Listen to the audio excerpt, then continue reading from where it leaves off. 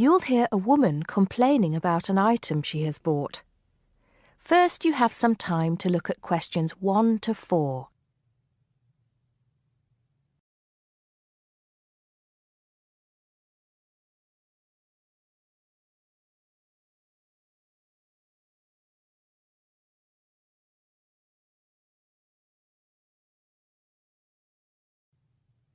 Now we shall begin. You should answer the questions as you listen because you will not hear the recording a second time. Listen carefully and answer questions 1 to 4. Smart Electricals, Mike speaking. How may I help you today? Good morning. I'm calling to complain about an item I recently purchased from your company. I'm not happy with it. Oh, I'm really sorry to hear that. I'll take you through the company's complaints procedure. I'll need to retrieve your files from our records so that we can discuss the problem properly and find a solution. I'll need to take some details from you first. Is that okay? Okay, but I don't have a lot of time. Will it take long? Not long, madam. Can I first take your name? Yes, it's Susan Yorke, Yorke. Okay. Can I have the address, please? Yes, it's Flat 1, 25 Alpine Avenue. That's ALPINE Avenue, Harchester. The postcode is HA6 5LD. Okay. Next. Could you give me your telephone number? Preferably one that we can call you on during normal working hours. Well, the home one is 01734 525 268. But you're only likely to catch me on that number in the evenings. I usually have my mobile phone with me during the day, though. It's probably best to take that number then. All right. My mobile number is 0781 233 452. And do you have the order reference number on you, by any chance? Well, I have the receipt that the camera came with in front of me. Ah, good. Which number is it? It's a bit confusing. It should be the 7-digit number on the top left corner of your invoice. Let me have a look. I need my glasses. Found it. It's DMX8443. Thanks. Now, when did you purchase the item? Well, the camera was delivered last Monday, on the 1st of February. I ordered it online about 2 weeks before that, but I can't remember the exact date. If you have another look on the invoice receipt, the date should be there. Oh, yes. Here it is. January the 15th. Okay, I'll make a note of that. So, the item is a digital camera? Yes, it's the Aqua PowerShot model in silver. Thank you. Did you take out any kind of insurance when you bought it? Well, no, it was on special offer. I didn't need to pay any extra for the insurance because it came with a special 4-star policy. Well, it means you're fully covered for at least another 3 years. Before you hear the rest of the conversation, you have some time to look at questions 5 to 10.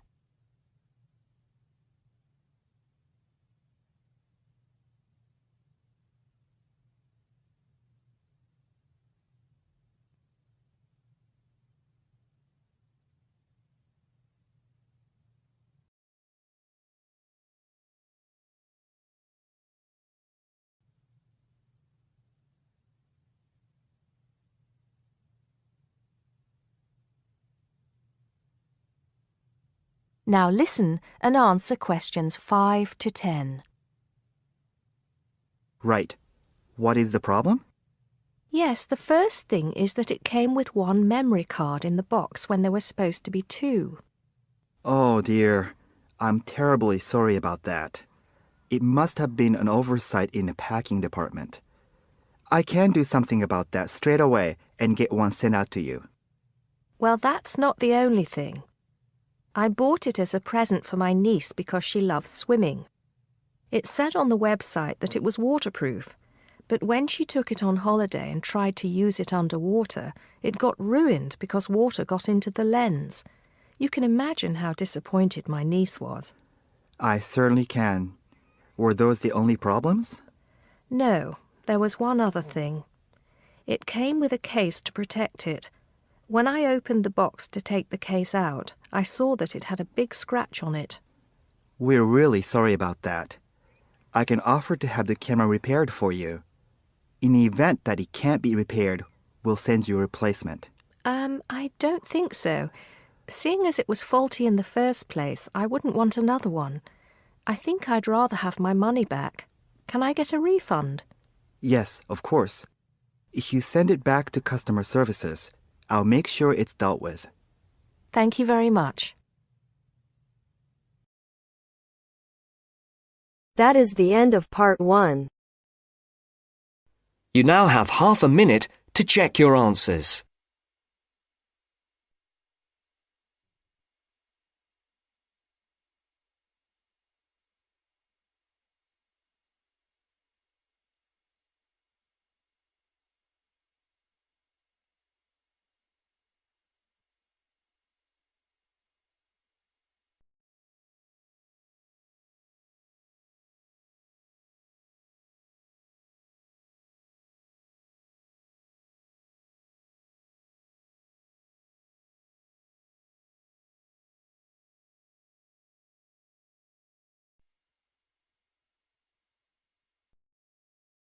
Now turns to part 2. You are going to hear a talk about making the most of graduate school. First, you have some time to look at questions 11 to 16.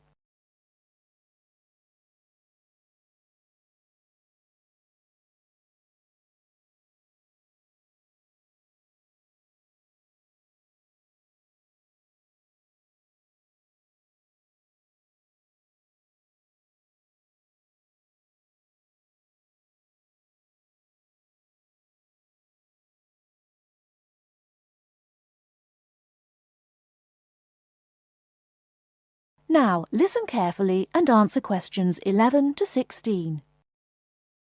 Entrance to the graduate school.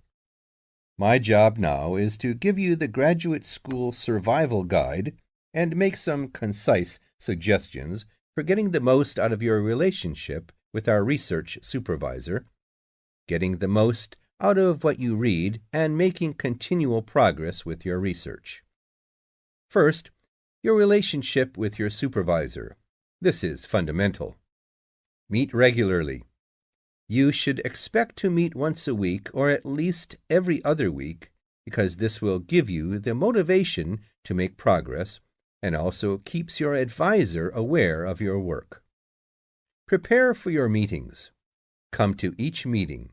Also, bring the notes from your previous meeting together with a list of any upcoming deadlines. Make a plan for what you hope to get out of each meeting. After the meeting, email your supervisor a brief summary.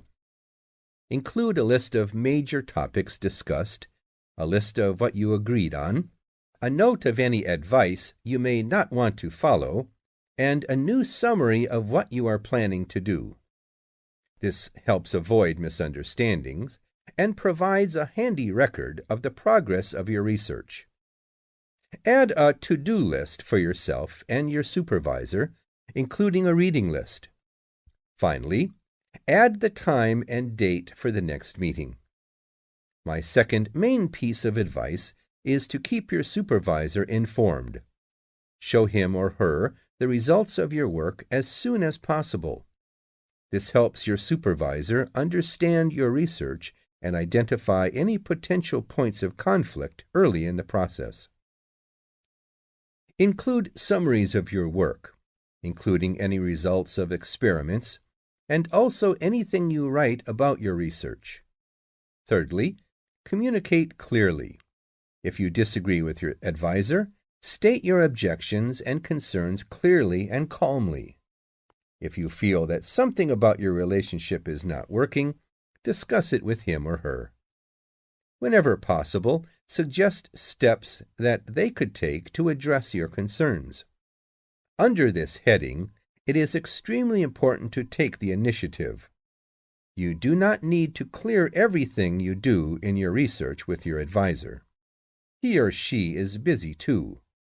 You must be responsible for your own ideas and the progress of your work.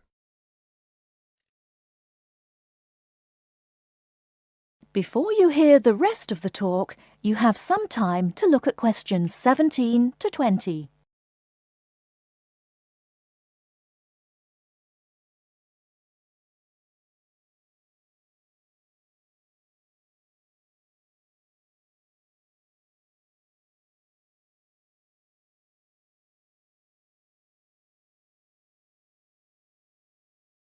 Now listen and answer questions 17 to 20. The second section of my talk is about getting the most out of what you read. The first principle here is to be organized. Keep an electronic bibliography with notes and pointers to the paper files. Keep and file all the papers you have read. Point 2. Be efficient. Only read what you need to. Start by reading only the conclusion, scanning figures and tables, and looking at their references. Read the other sections only if the paper seems relevant or you think it might help you get a different perspective. Skip the sections you think you already understand. These are often the background and motivation sections. It's of critical importance to take good notes on every paper you find worth reading. Note especially what problem the author is trying to solve, what approach they take to the problem, and how their approach differs from other approaches. Next, summarize what you have read on each topic. After you have read several papers on the same topic, note the key problems, the various formulations of the problem under consideration, the relationship between the various approaches and the alternative approaches you come across. Let me add one point you might not have already thought of. Read PhD theses. Even though they are long, they can be very helpful for quickly learning about what has been done in your field of interest. Focus particularly on the background sections and method sections. Don't forget to read your advisor's thesis. This will give you an idea of what he or she expects from you. The third section of my talk is about making continual progress with your research. Keep a journal of your ideas. Write down every issue you are thinking about, even if you think it is stupid. This will help you keep track of your progress and keep you from going round in circles. That is the end of part 2. You now have half a minute to check your answers.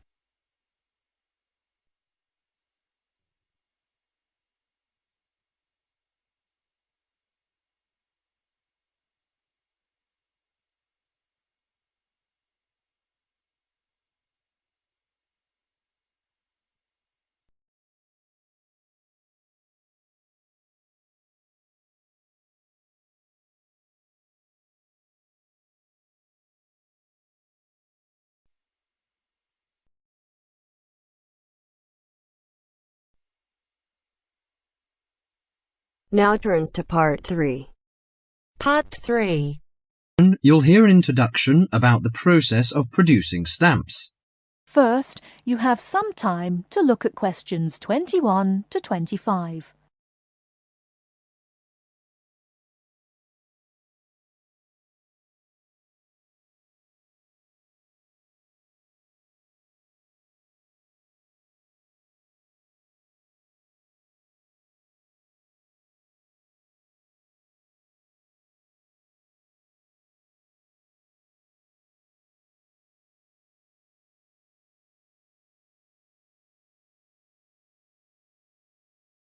Now listen carefully and answer questions 21 to 25.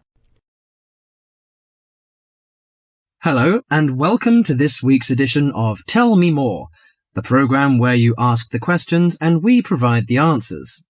and we've had a wide variety of questions from you this week. And the subject we've picked for you this week, in response to your many letters, is the production of postage stamps. And as usual, we've been doing our homework on the subject.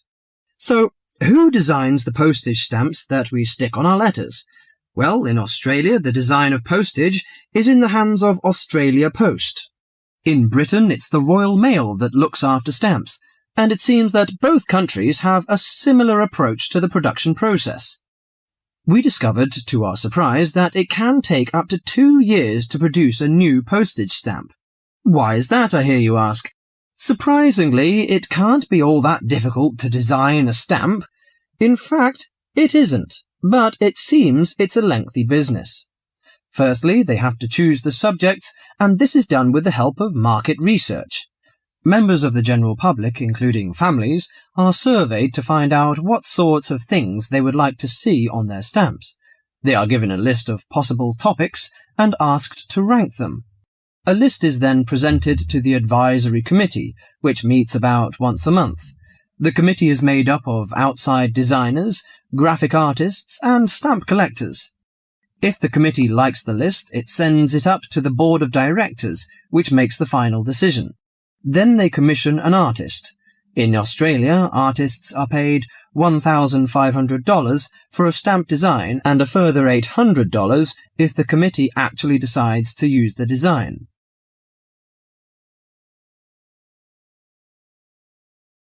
Before you hear the rest of the talk, you have some time to look at questions 26 to 30.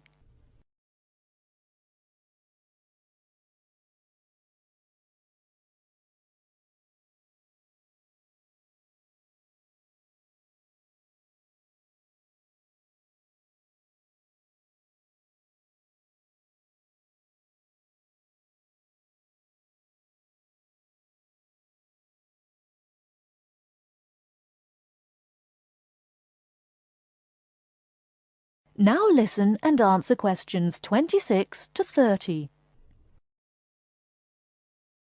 So there's a possibility that a stamp might be designed, but still never actually go into circulation. So what kind of topics are acceptable?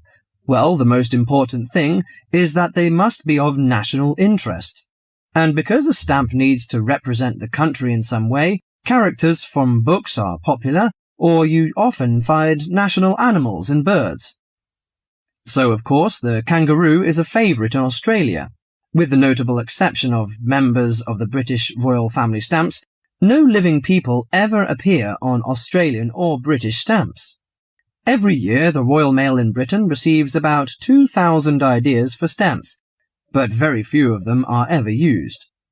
One favourite topic is kings and queens. For instance, King Henry VIII, famous for his 6 wives, has recently appeared on a British stamp together with a stamp featuring each of his wives.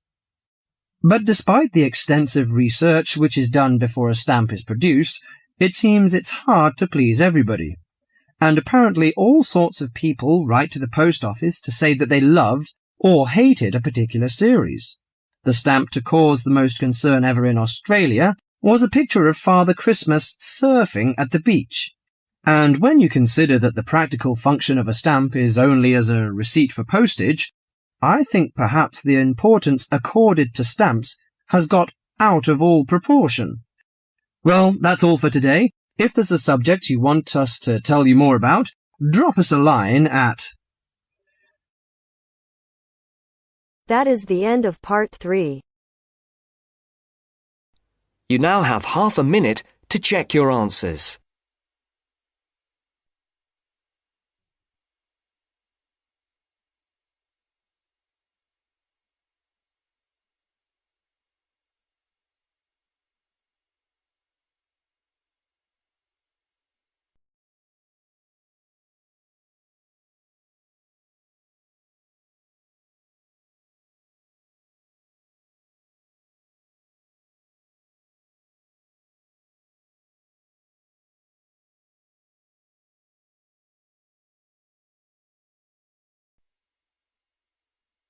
Now turns to part 4. Part 4. You will hear an environmental studies student giving a presentation about his project on saving an endangered species of plant. Now you have some time to look at questions 31 to 40.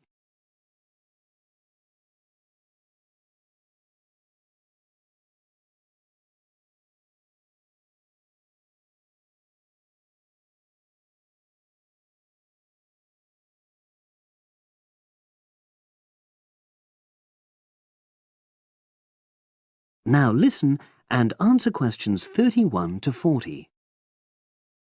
For my presentation, I'm going to summarise what I've found out about efforts to save one plant species, the juniper bush. It once flourished in Britain and throughout the world's temperate zones, but over the last few decades has declined considerably. Before I go on to explain the steps being taken to save it in England, let me start by looking at some background information and why the juniper has been so important in cultural as well as ecological terms, historically and in the present day. Firstly, I want to emphasise the fact that juniper is a very ancient plant. It has been discovered that it was actually amongst the first species of plants to establish itself in Britain in the period following the most recent Ice Age. And, as I say, it has a much valued place in British culture.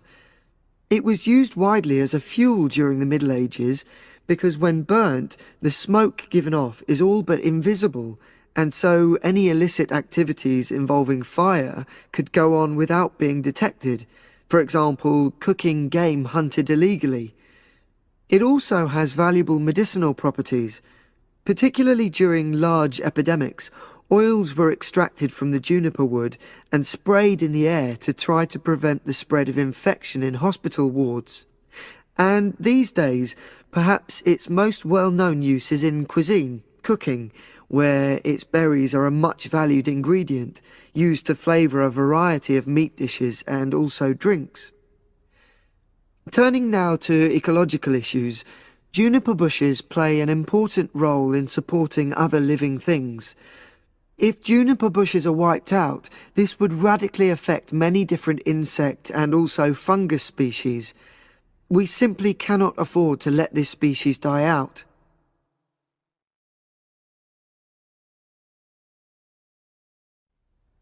So, why is the juniper plant declining at such a rapid rate?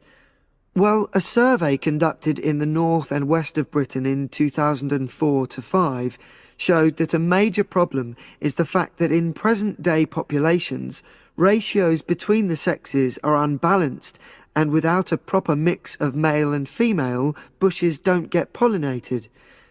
Also, the survey found that in a lot of these populations, the plants are the same age, so this means that bushes grow old and start to die at similar times, leading to swift extinction of whole populations. Now, the charity Plant Life is trying to do something to halt the decline in juniper species. It's currently trying out 2 new major salvage techniques, this time focusing on lowland regions of England. The first thing it's trying is to provide shelters for the seedlings in areas where juniper populations are fairly well established. These, of course, are designed to help protect the plants at their most vulnerable stage. A further measure is that in areas where colonies have all but died out, numbers are being bolstered by the planting of cuttings which have been taken from healthy bushes elsewhere. Now, I hope I've given a clear picture of the problems facing this culturally and ecologically valuable plant, and of the measures being taken by Plant Life to tackle them. If anyone has any questions, I'd be happy. That is the end of part 4. You now have half a minute to check your answers.